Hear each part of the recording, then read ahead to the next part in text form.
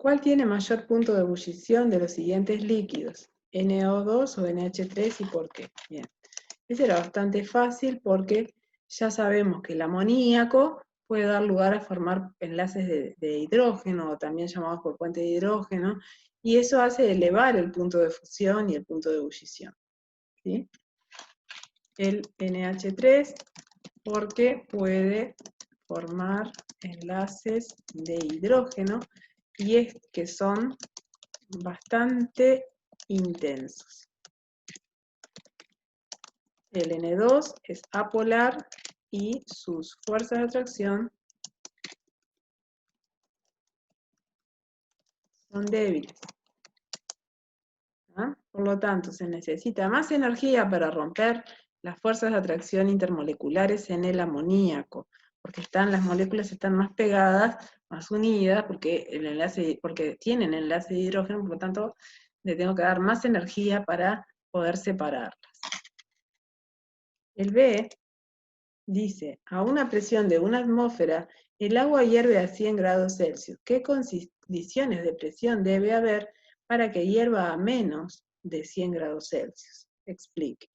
Bien, un líquido hierve cuando su presión de vapor se iguala a la presión externa.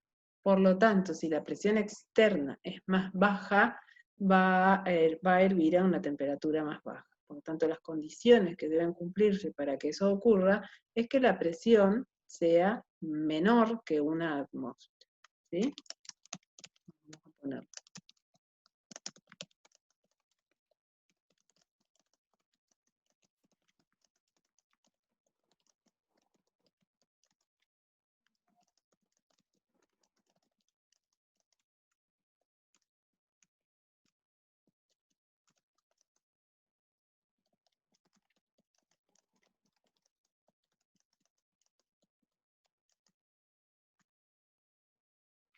Bien. Y C me decía, ¿qué es más viscoso?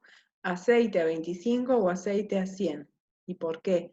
El aceite a menor temperatura va a ser más viscoso, porque cuando se aumenta la temperatura de un líquido, su viscosidad empieza a bajar. Que eso me puedo dar cuenta en el sartén, si estoy por hacer una fritura, el sartén queda como más, se parece más al agua, no queda tan oleoso, tan espeso. Queda mucho menos viscoso cuando aumenta la temperatura. Y es una de las formas de darme cuenta cuando está listo el aceite para freír. Por lo tanto, el aceite, ¿qué es más viscoso? El aceite a 25 grados Celsius. Al aumentar la temperatura, las partículas adquieren más movimiento, más energía cinética. Esto hace que las partículas puedan vencer con mayor facilidad las fuerzas de cohesión que se establecen o que las mantienen unidas en el líquido.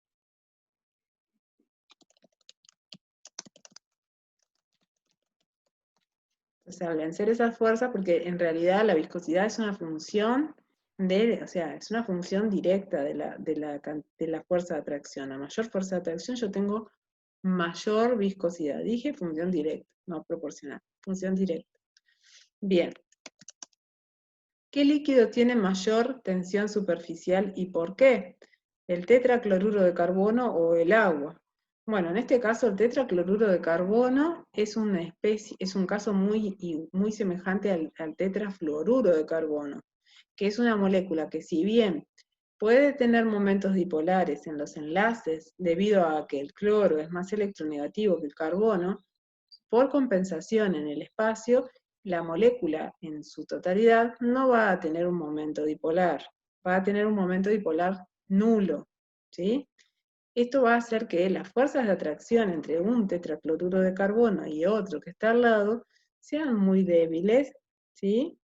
Por lo tanto, la tensión superficial del tetracloruro de carbono también va a ser baja, porque mientras mayor sea la fuerza de atracción que exista entre dos moléculas en un líquido, mayor será la tensión superficial, que es como una especie de capa por encima que tienen los líquidos.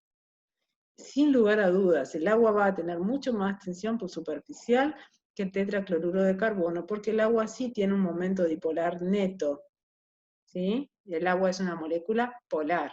Y además de que es una molécula polar, el agua puede formar enlaces de hidrógeno, lo que le da un plus, ¿sí? a esas fuerzas intermoleculares. Las fuerzas intermoleculares en el agua son muchísimo más intensas que las fuerzas intermoleculares en el tetracloruro de carbono. ¿Ah? Por lo tanto, el que tiene mayor superficial es el agua.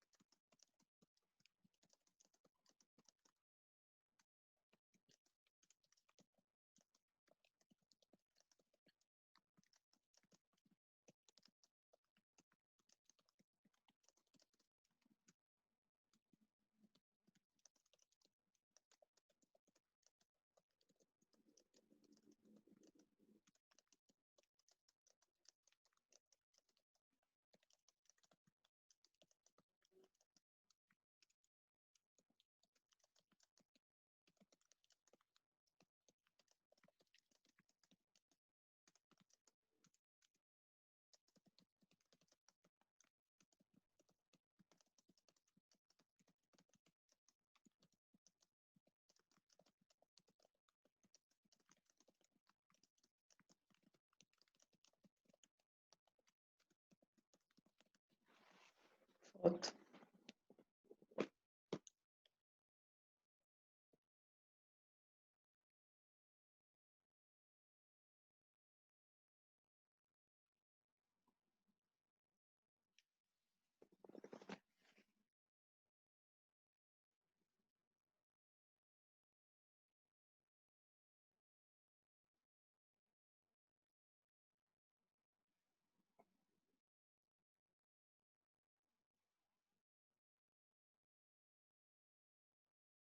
Ya le saqué captura, no sé si ya terminaste.